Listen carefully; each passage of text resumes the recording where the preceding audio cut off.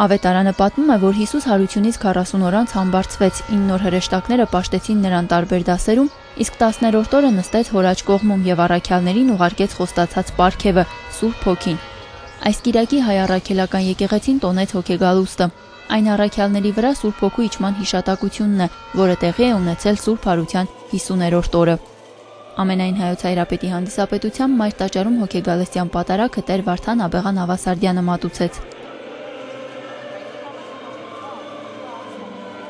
Պատարագի ընթացքում հնչեցին հոգեգալստյան կարգը սահմանող շարականներ, ընթերցվեցին հոգեգալուստը պատմող ավետարանական մեկնություններ։ Սուրբ Հոգու գալստյան մասին վկայել են բոլոր մարգարեները։ Խորհրդավոր ընթրիքի ժամանակ այդ մասին խոսել է նաև Փրկիչը, ասելով.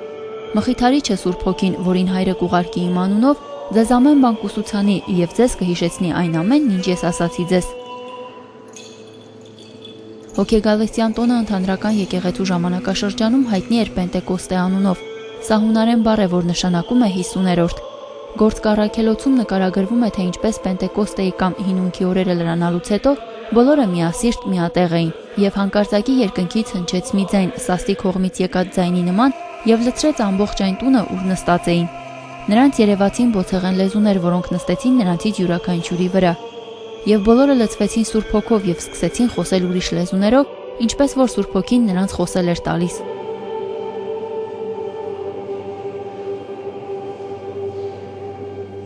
Զանազան լեզուներով քարոզները շատերին դարձի բերեցին, կազմավորելով Քրիստոսի Սուրբ եկեղեցին։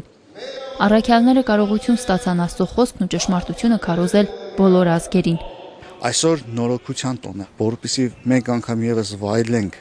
արբենանք այս Սուրբ Հոգու էջքով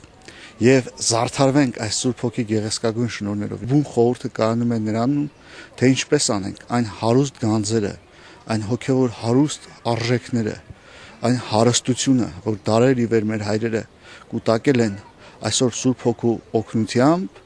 նրա առաջնորդությամբ հասանելի եւ մատչելի ձևով մատուցենք մեր հավատավոր զավակներին, որպեսզի մեր ժողովուրդ, որ քրիստոնյա ժողովուրդ է, ապրի ճշմարիտ արժեքներով։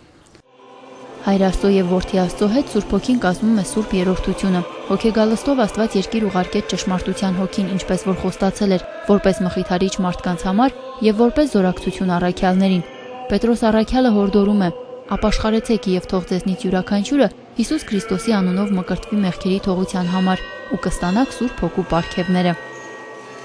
Հոգեգալստի հիշատակումը նաեւ կոչ է յուրաքանչյուր մարդու խուսափել մեղք գործելուց եւ աստվածային շնորհներով միայն բարի գործեր կատարել։